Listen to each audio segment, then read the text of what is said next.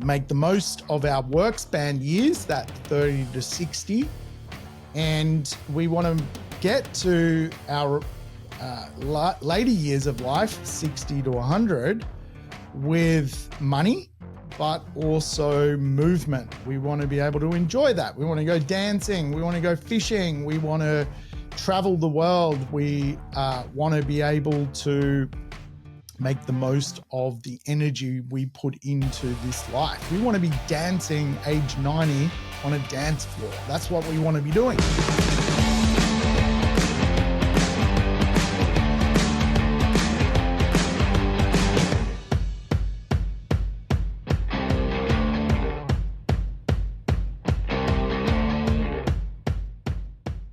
Welcome to the Urban Property Investor. I'm your host, Sam Saggers, here to help you crack the code of real estate wealth. Today's show, code-cracking stuff, folks. We're going to dig into some psychology. I'm going to give you my rules of success when it comes to building wealth out of real estate.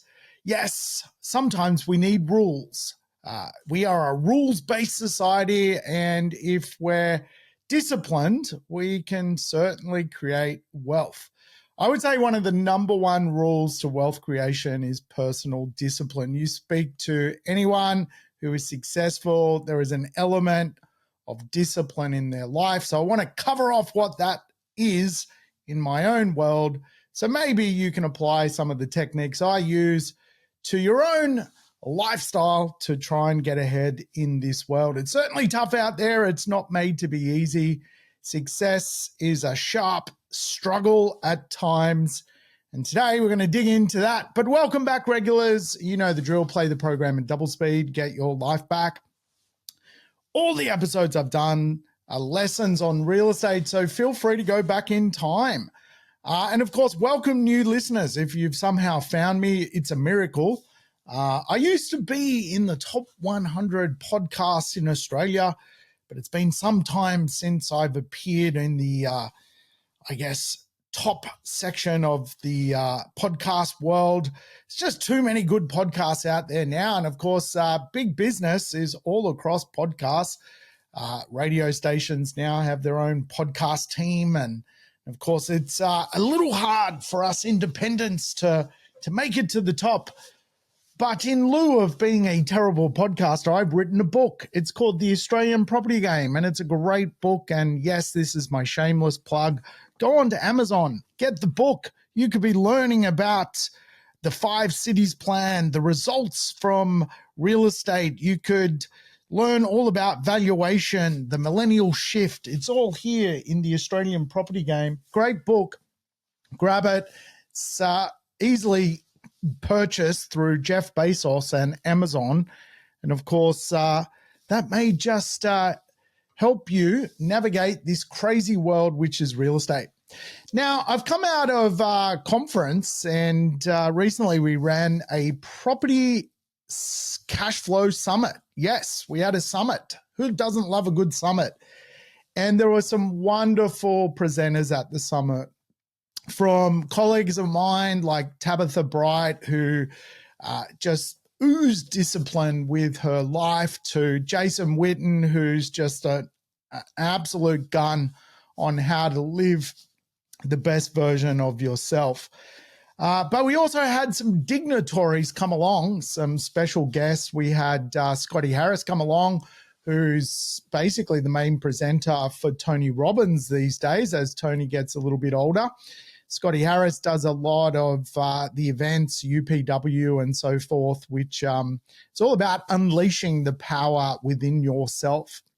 And we had Marcus Pearce come along.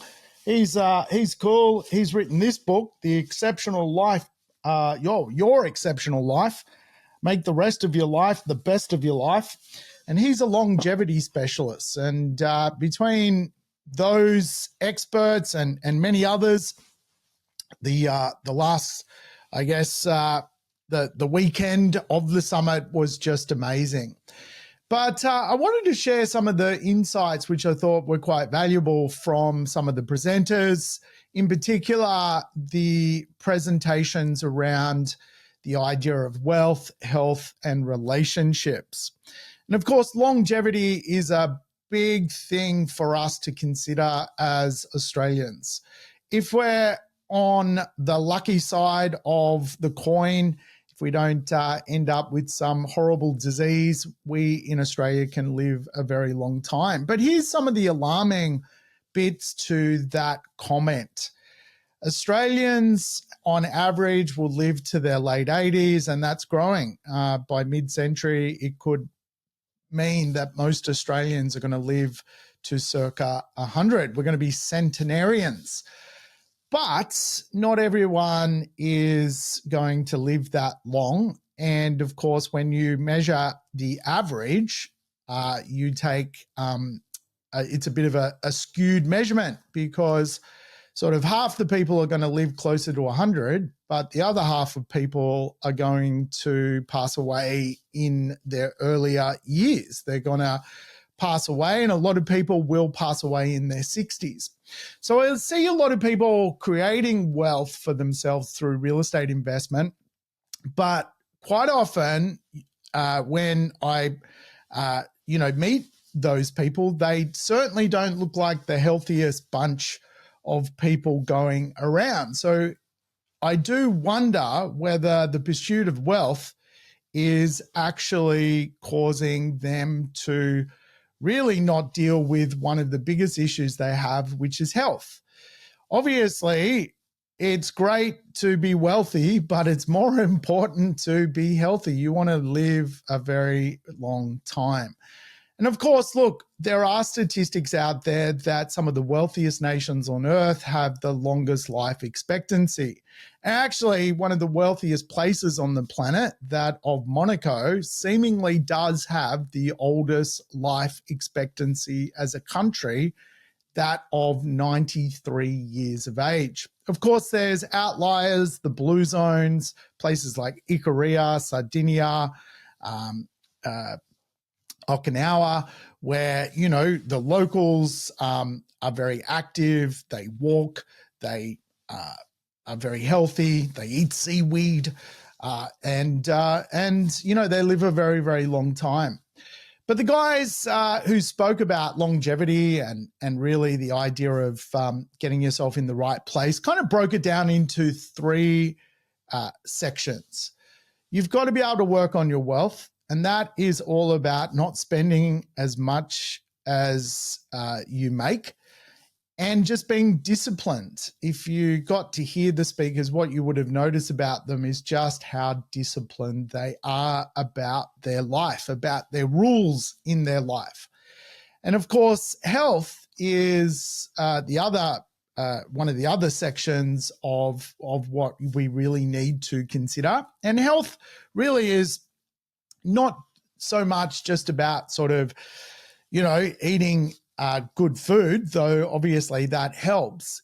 It's really the idea of movement, the idea that we want to make sure that, we're constantly, putting energy into our daily life through movement. Now, I recently sold a car because I am quite fond of this concept of longevity.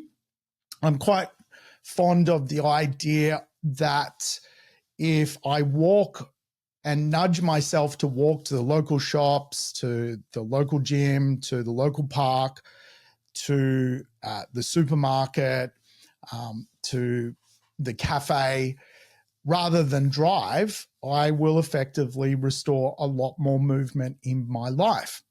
And really, the guys kind of framed it beautifully, the idea that movement is normal, but in Western culture, we've made it abnormal. We've added a car, which is kind of abnormal. We've removed really the idea of putting effort into just our daily activity, to the point where what is abnormal now is owning a $10,000 bicycle or an electric bicycle. The kids today don't even pedal. They're just driving around on electric bikes. Whereas in other cultures, Eastern cultures, owning a $50 bicycle and, going to work on your $50 bicycle or going up the street on your $50 bicycle using your legs is movement.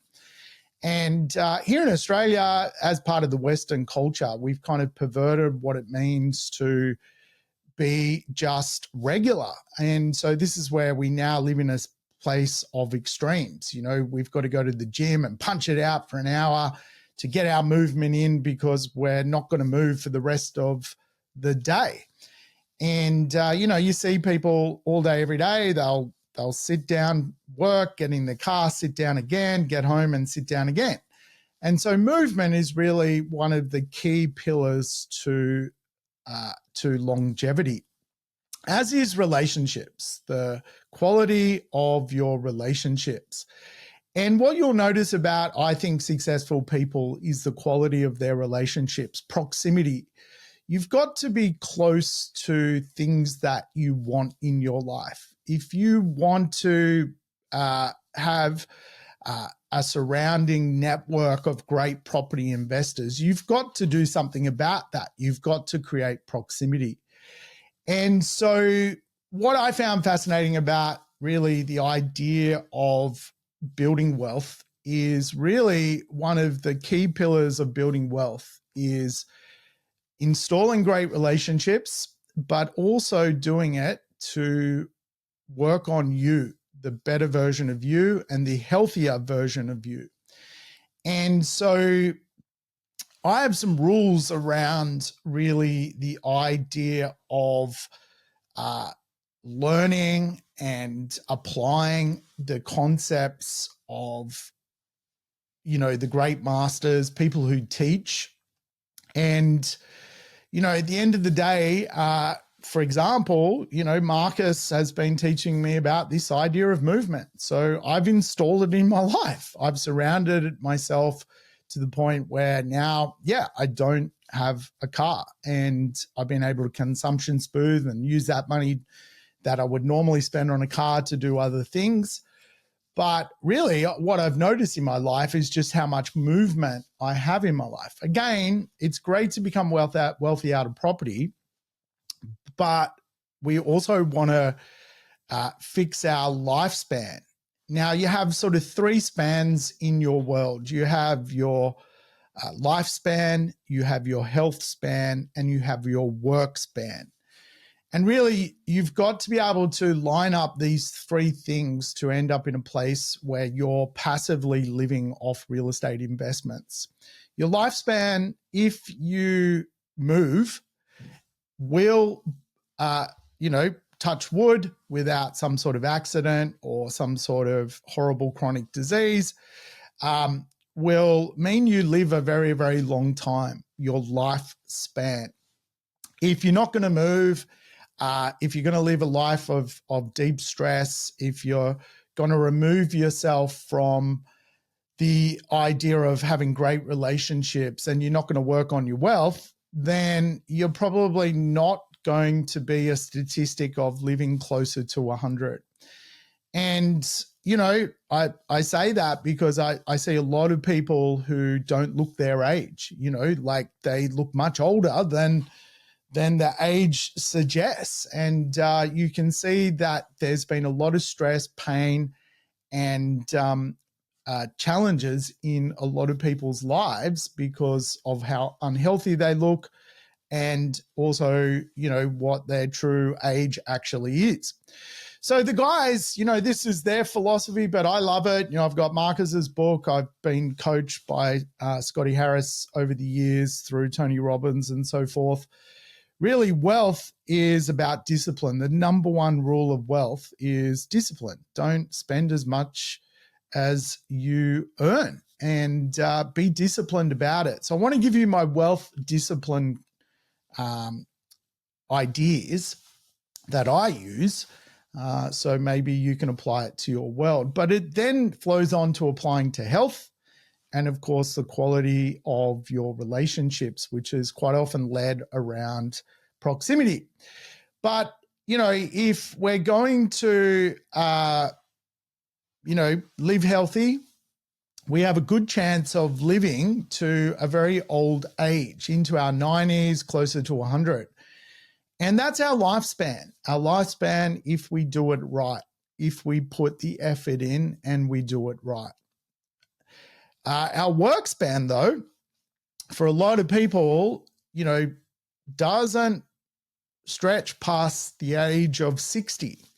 So we've got a limited amount of time on this planet to become wealthy. And I say that because quite often we don't really work ourselves out till we're kind of 30.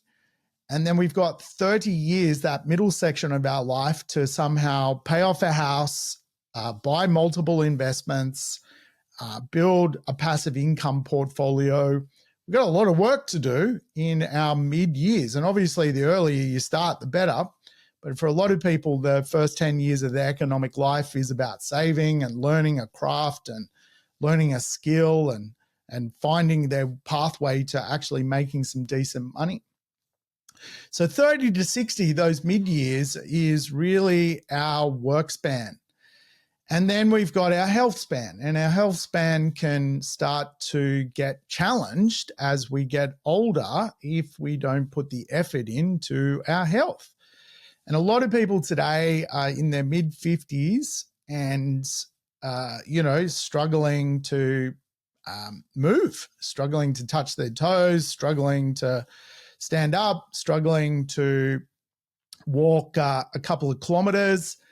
And it's really a Western issue. You see this in Western cultures. You don't often go to Eastern cultures and see people who are not mobile.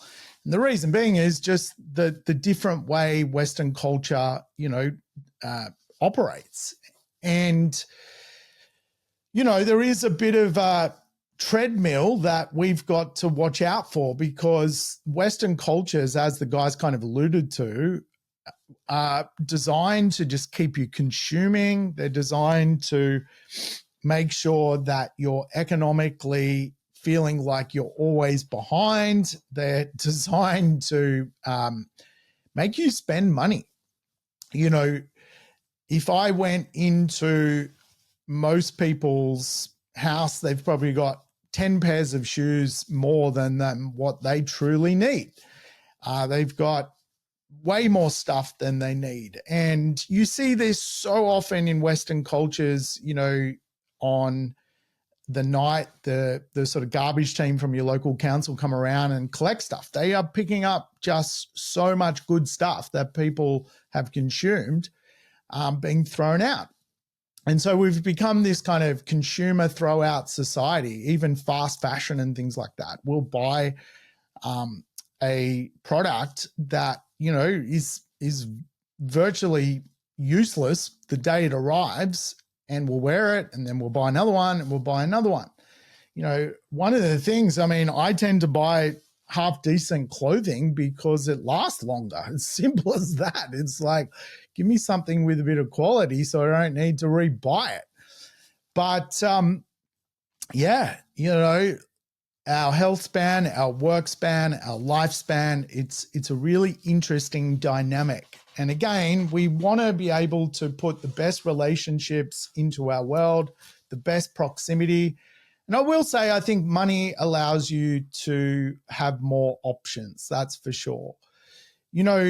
Really in today's world, if you want proximity to health, you can actually buy that. You can buy, a personal trainer. You can buy gym memberships. You can buy, Pilates classes or whatever it may be. But getting a little bit more movement in your life, getting those steps up, is definitely also helpful as well.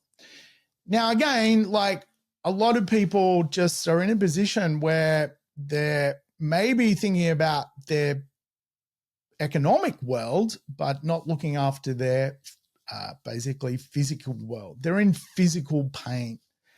And you don't want to put yourself in that position just for, obviously it's all good and well becoming wealthy out of real estate, but, look after your health first. That is for sure.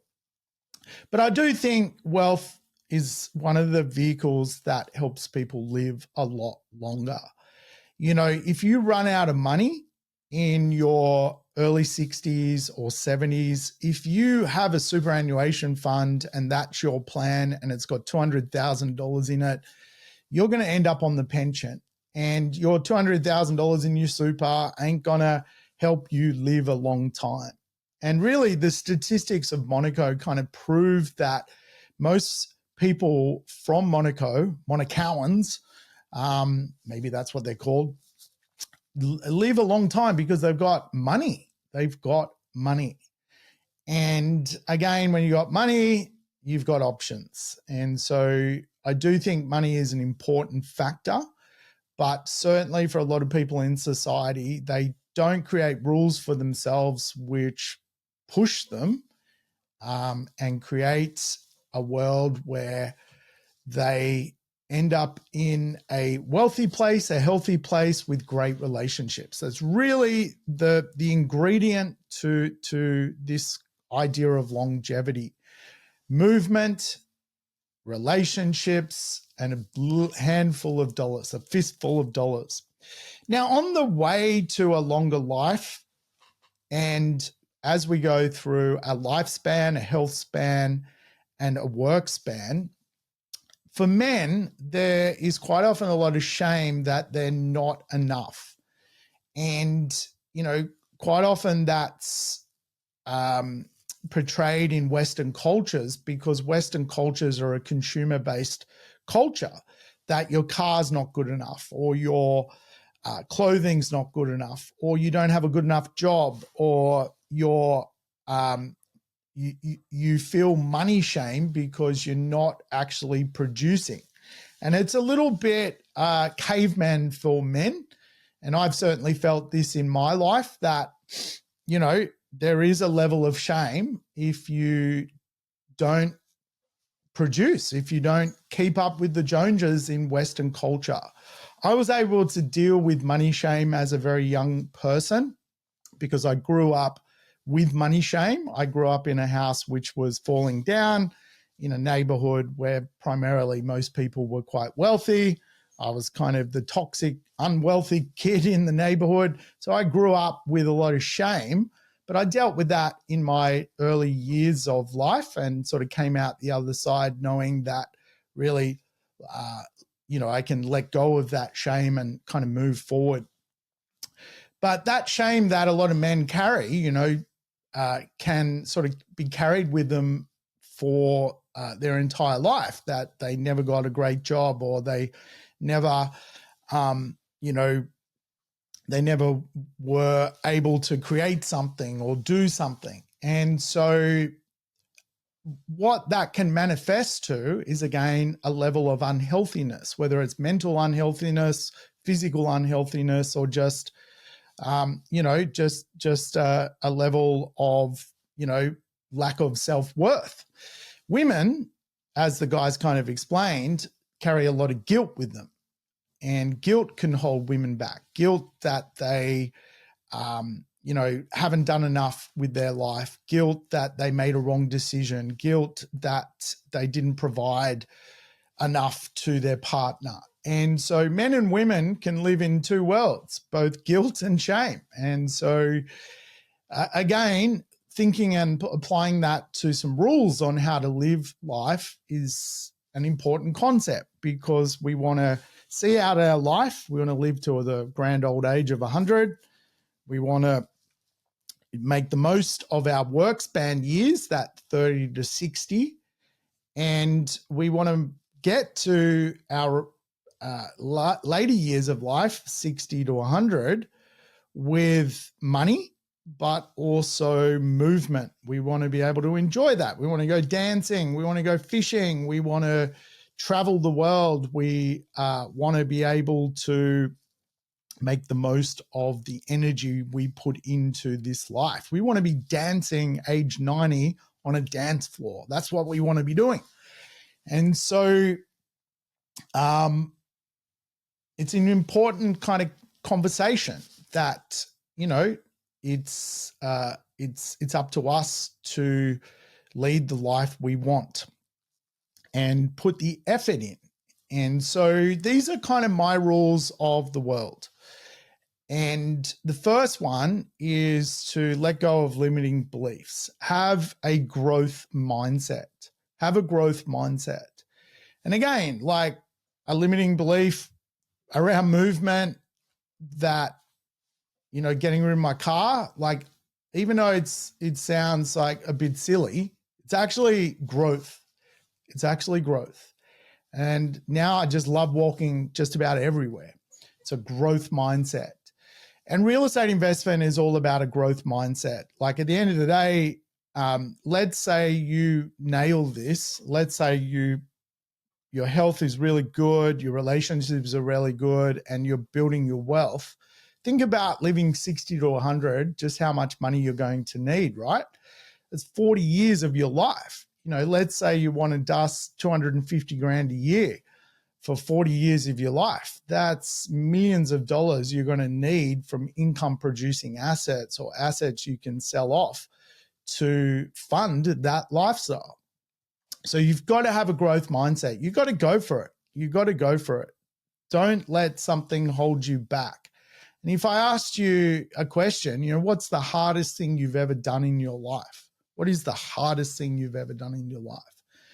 And I say that because a lot of people have done hard stuff, and you can see that they've done hard stuff because now they're very disciplined. If you've never actually done something that is completely that hard, you've probably never faced the concept of a growth mindset, of discipline. So the first rule in my world is have a growth mindset. The second rule is just keep it simple. Keep it simple. Don't get too stressed out about stuff. Don't bite off like stuff which you know nothing about, but you read one article and now your brain's gone into some sort of bias about something. Keep it simple. And for investment, I'm telling you, just keep it simple. It's as simple as buying and holding some real estate over 10, 15, 20 years. You're going to become wealthy. If you can do that 2 or 3 or 4 times, you're going to multiply just how much wealth you're going to create. If you can do it 5, 6, 7, 8 times through just buy and hold real estate, you're going to become wealthy. So keep it simple. The next rule is just be a good listener. Like, don't be a know-it-all. Listen to other people, other points of view, other beliefs, other ways to do things, and just absorb. I do this podcast, and, there's some other great podcasts as well. Like, perhaps you take 20% of what I say, 20% of someone else, 20% of another person, and you blend it, and that becomes you. Become a good listener.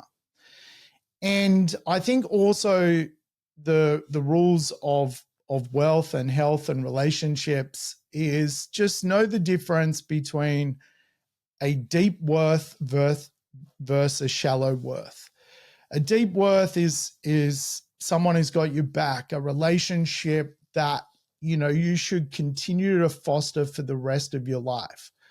A shallow worth is quite often just people come and go in this world, and just know the difference. Know the difference between someone who is a relationship that you should continue to foster forever. And you might have disputes over the years. Deal with them, get them solved, get them fixed.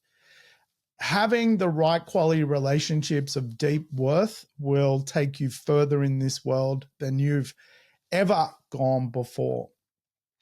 And I recommend, as a rule, to have a blocker.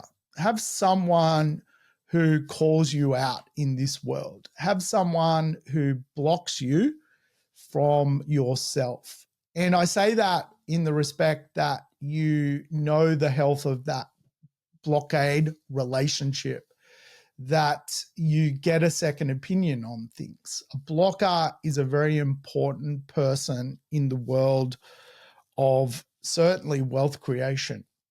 Now, I was doing some blocking this morning, and that's where, property investment advisory and coaches are very good. They become blockers. They help you say no to things you would otherwise put yourself in harm's way for. Property investment advisory is all about wealth building, but as much as it is about wealth building, it's about saying no to dumb things, trends, fads, silly ideas. And so get a blocker in your life. Blockers will do so much for you to live the best version of your world. The next thing I think is a rule: success belongs to those with energy. You look at all the successful people, they're disciplined and they've got energy. They put the effort in to get the reward. And again, for a lot of people I know who are just sort of traveling along life and not really putting the effort in, you can see there's little to no energy in what they bring to the table. And then when you unpack their economic world, because they aren't putting energy into their world, there is no economic world they have. And then you look at their health world, they're not putting energy into that. And, they've got blood pressure issues, cholesterol issues, you name it, they got issues. And so success belongs to those that put energy into success. And so, it's just a rule. It's my rule. It can be your rule. Put energy into what you do. If you want to be a property investor, put energy into it. Don't just, do it, I don't know, from the sidelines. Put energy into it. Join an investment group. Put energy into what you're doing. And of course, I believe in the law of reciprocity, the idea that you do good, it's going to come back to you. That's just a bit of yin and yang in my world. You do the right thing by someone years later, it's going to come back to you. So always do the right thing. I do believe in outworking. If you want to be successful, the most successful people in this world work very, very hard. And the idea of almost like work-life balance is bullshit. It's if you love what you do, you can have the best relationships, the best health, and you just enjoy working. And you can't outwork when you hate your job. You can't do it. You can't end up in a financially free place if you hate where you go every single day. You can't live a long, happy life if you hate your life every day because you work in the wrong job. So find the right place for you. And then working isn't a chore. Sometimes I'm on holidays and I like what I do. I like answering an email. And I know that sounds kind of perverted and so forth, but when you like what you do, nothing feels heavy. So outwork and you'll end up economically free. Remember, the larger the dream, the more important the team. The larger the dream, the more important the team. And again, I have spent the last 25 years of my life building a team because I have a large dream. And my team is incredible, absolutely incredible. So if you have a dream to become financially independent through real estate, you need a team. Investment specialists, property investment advisors, financial planners. You need an accountant. You need a mortgage broker. You need great property managers. And so if you have the dream to financially go somewhere from real estate investment or any investment asset class, you got to build the team, and that requires effort. Or you've simply got to go and buy a team and work with them. And so with health, if the larger the dream, if your dream is to live to 100, how important is the right team, the right chiropractor, the right massage therapist, the right longevity specialist, the right coach, personal trainer. And in Western cultures, because we don't move just normally like normal people in the rest of the world, we've got to have the Peloton bike in our office because we can't walk up the street. You've got to design a team, but I also recommend just showing up and doing it as much for you as you can when it comes to health. Show up. We run a meetup group every 2 to 3 weeks on property investment. And those that show up every 2 or 3 weeks are the wealthiest people in our investment house. That's the truth. They show up every 2 weeks. We've had people showing up for near on 20 years every 2 weeks to our investment meetup groups. It's like AA for property investors. And the people that show up are the most wealthy. The people that come once and, don't come again or sort of disappear or for some reason goes back to probably men feel shame and women feel guilt. They might come along and they might see someone with more wealth than them or doing better than them, and then they feel intimidated and don't show up.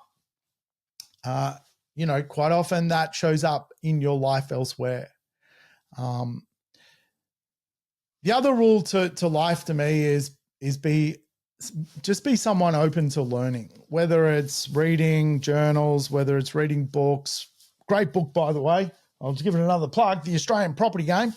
Whether it's listening to podcasts, whether it's joining an education group, like no matter what it is, just be open to learning for the rest of your life. And you will have a long work span, you'll have an enjoyable health span and a long lifespan. The other thing that I would recommend is just stay in your lane. Get good at something. Get good at a job. Get good at a asset class to invest in. Stay in your lane. I see people tinker with real estate a lot and they don't know what lane to go from. They don't have a plan. They don't have a financial roadmap, a property investment roadmap. So they don't stay in their lane. They swap lanes constantly. 1 minute they're buying in a mining town. Next minute they're, trying to do a co-living experimental house. And you can just see that they're searching for something. They're not keeping it simple. They don't have a growth mindset. They have a cheat the system mindset. And again, I've never seen it work out. And I've watched real estate fads come and go, and they seldom work out. So pick a lane and go for it. And KMF, keep moving forward. Real estate investment, health, there's going to be problems.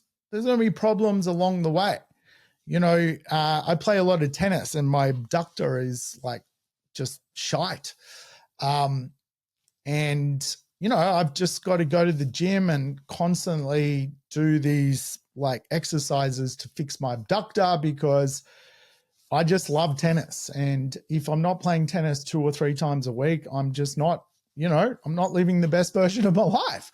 So I've got to keep moving. You got to always keep moving. I'm going to get that abductor fixed. I'm going to buy more investments. I'm going to redeploy capital. It's a rule of my life. Never stop. Just never stop. The game never stops. Keep moving. And that's just the way it is. And unfortunately in Western cultures, because Western cultures move faster than people, it's quite often where people fall behind economically. It's because they're not moving. They're not moving. And the best way to think about movement when it comes to moving your life is just create a better life than you had last year. That's all you got to think about. And you can bite size the next 50 years of your life that way. What will make my life better this time next year? And write it down. Over the years, I've used things like time capsules, writing down what I want, how fit I want to be, what extra thing I want, wealth-wise, what kind of health-wise, what kind of relationships I want to improve. Write it down, and I ask a friend to mail it to me on a certain date, 12 months from when I fill it out, and 12 months later, I get a reflection letter, a mirror arrives on my desk, and I get to see, have I actually created a better life than I had last year? Am I going forward or am I going backwards? Is my health going forward? Is my health going backwards? Is my wealth going forward? Is my wealth going backwards? Is my relationship going forward, or have I actually gone backwards and have less relationships now than I had last year? And really, if you think about those three things, which is the idea of longevity, it's an easy framework to just move forward. Look after your wealth, look after your health, and look after your relationships. All right, folks, that's it from me. We'll talk again soon. A little bit of philosophy there, wasn't there? But anyway, I enjoyed talking about that stuff. I love it. I'm a big fan of trying to sort out your world. All right, folks, talk soon. Thanks for tuning in to the Urban Property Investor. If you enjoyed the episode, make sure to subscribe on your favorite podcast platform or YouTube so you never miss an episode. I'd love for you to rate the show and share it with your family and friends. Let's spread the word about property investing. Stay connected between episodes on Facebook, Instagram, and LinkedIn. And check out the rest of our podcast network at positivementor.com.au. And if you're serious about growing your property portfolio, don't miss our complimentary Property Investor Nights. Register now via the link in the show notes. See you next time.